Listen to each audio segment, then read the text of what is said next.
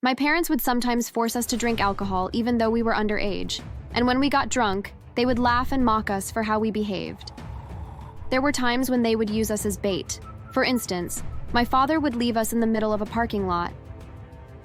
After a few hours, we would get scared and start crying, and people would usually stop to try to help us. Sometimes people would offer to drive us home, and as we approached their car, our parents would jump out and either knock them unconscious or threaten them with a gun, and we would steal their belongings and their car. Hi there, my name is Stacy, and I need to tell my story, although I need to warn you that it isn't a very pleasant story. I haven't had the easiest life, but I have made some choices that did make it much better, and hopefully if you are in a similar situation, or just one that is awful, that hearing my story might help you.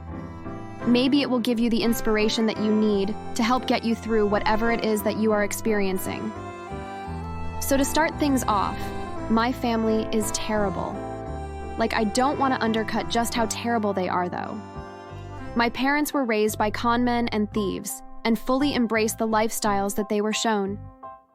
Aside from each other, they had no friends, as they would steal from nearly anyone, including family, if given the chance. There were so many times that they would go out and then come back hours later with all sorts of things that they had stolen from people's homes or businesses.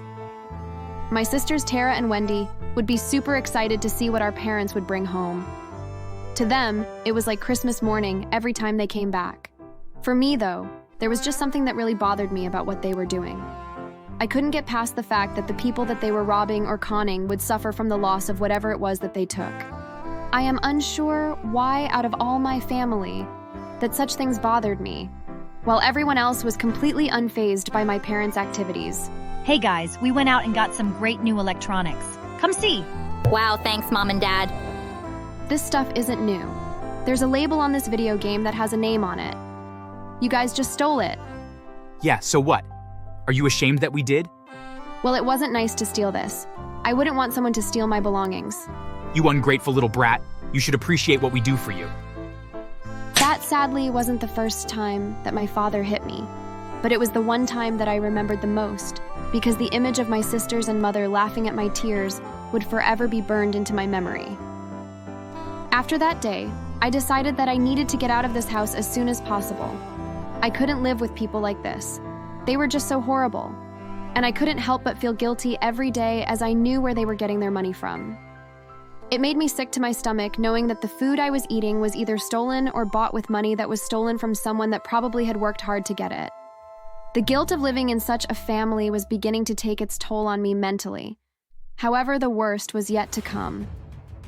My parents would sometimes force us to drink alcohol even though we were underage, and when we got drunk, they would laugh and mock us for how we behaved. There were times when they would use us as bait. For instance, my father would leave us in the middle of a parking lot. After a few hours, we would get scared and start crying, and people would usually stop to try to help us.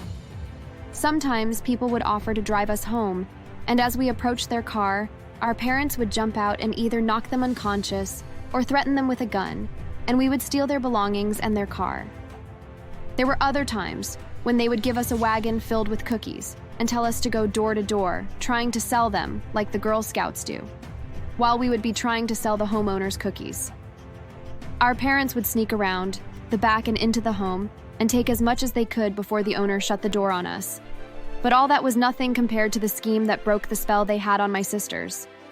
When my older sister Tara turned 16, my parents took her out with them one night, and when they came back, she was crying and she had a black eye.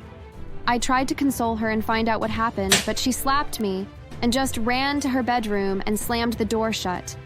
What did you do to her? Nothing. She just earned her keep, and if you don't stop asking questions, we'll do the same to you. What does that mean? It means shut up. My mom then slapped me as well, and then went to the kitchen table and pulled out a stack of cash and started counting it. Seeing how much money there was on the table, I wore it exactly how they had gotten it, and I followed my sister's example and ran and hid in my bedroom. It terrified me to think what they were capable of. As I hid in my closet, my sister Wendy came into my room and found me crying. What are you crying about? but I know that they will probably do the same to us, and I really don't want to find out. It confused me, but Wendy came and sat down next to me and put her arms around me. For the first time in our lives, she showed me compassion. We sat there in my closet until the morning. When the sun came up, Wendy and I went into the kitchen and made breakfast as quietly as possible and brought some of it to Tara's room. She refused to open the door at first, but hunger made her eventually open it and let us in. After some time, we asked her what happened, and she told us that our parents had taken her to some random man's house. They then sold her to him, and he got undressed and was about to assault her when our father hit him over the head with something. However, the blow only made him angry, and the man lashed out and struck Tara, and then he turned towards our parents. Our father then pulled out a gun and shot the man. Tara wasn't sure if the man was dead, but she watched her parents go through the house until their mom found a box hidden behind the man's couch full of money.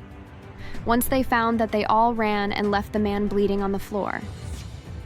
I don't know why, but I wasn't the least bit shocked that my parents would do that to our sister, but I was grateful that the man hadn't had a chance to actually get his hands on her. I wouldn't have put it past our parents to sell any of us to such a person for money, actually. It was only a matter of time before they did it for real, and not just a part of a ruse. A month passed, and I couldn't help but notice that the night where my parents sold Wendy changed her and Tara. They began seeing things my way, and I was surprised when they started begging me to come up with a plan to get us out of our parents' house. The problem was that none of us were adults, and if we ran away, we had nowhere to go, and we knew that living on the streets would be too difficult for 3 defenseless girls. It was then that I came up with a really bad idea. I went on our computer, and with some effort, I managed to figure out who the man was that my parents had robbed, and I went and visited the man in the hospital. He had managed to survive the gunshot wound, but just barely. Who the hell are you? My parents were the ones that shot you and stole your money. Oh yeah? Is that a fact? Then why are you stupid enough to come here? Because I need a way to escape them, and I wanted to know if I were to tell you where to find them, if you would leave me and my sisters alone. I can even make sure that he can't fight back. Fine. Yeah, I can agree to that. It's not like your sister did anything but sit there and cry anyways. Plus, I've heard a lot of things about your parents. They've stolen from friends of mine too. You do realize that we won't go easy on them, yeah? I don't care. I just know my sisters and I need to get away from them. It was a bad idea, but I told him where we lived and when he could pay my parents a visit.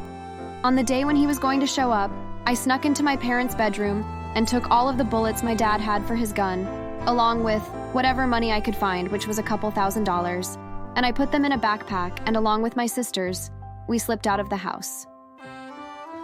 Hours later, we returned home to find police in our home, and when they saw us, they pulled us away and told us that our home was a crime scene. I pretty much knew what they were going to say, but I needed for them to confirm it for me. Apparently, shortly after my sisters and I left, the man and a few of his friends had broken into our home. Our father tried to defend himself, but without bullets, his gun was useless, and the man and his friends killed our parents. I knew that I should feel guilty or at least sad that my parents were gone, and that I had played a part in their deaths, but I just couldn't. After everything that they had put my sisters and I through, I had no sympathy for them. The police did an investigation, and they caught the man that had killed our parents along with his friends, and they went to prison. But as far as I was concerned, they had done us a huge favor. They had freed us from our parents who were most likely going to eventually get us either killed, sold as slaves, or something worse. The police took us to a halfway house where we stayed for a couple months until a woman we didn't recognize showed up one day. As it turned out, our father had a sister that he had never mentioned.